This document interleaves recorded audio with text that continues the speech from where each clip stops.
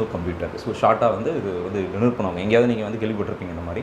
So இந்த PC வந்து பார்த்திங்க அப்படின்னா உங்களுக்கு சில்லர் வந்து பார்த்திங்கன்னா உங்களுக்கு chiller, primary pump, secondary pump, அப்புறம் பஃபர் டேங்க், அது பஃபர் டேங்கோட வால்ஸு அது எப்படி இருக்குது, எந்த ஸ்டேட்டில் இருக்குது, என்ன இது எல்லாமே வந்து பார்த்திங்கன்னா அவங்க இன்டெகிரேட் பண்ணி வச்சுருப்பாங்க.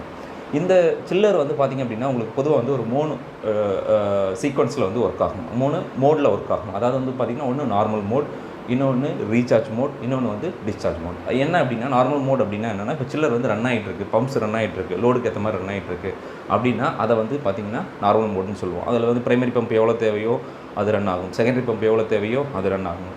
அதேமாதிரி சில்லர் வந்து எத்தனை சில்லர் வந்து லோ டிமாண்டுக்கு வந்து தேவையோ அது ரன் ஆகும். இந்த மாதிரி நார்மலாக ரன் ஆகிட்டு இருக்கிறத நம்ம நார்மல் மோடுன்னு சொல்லுவோம்.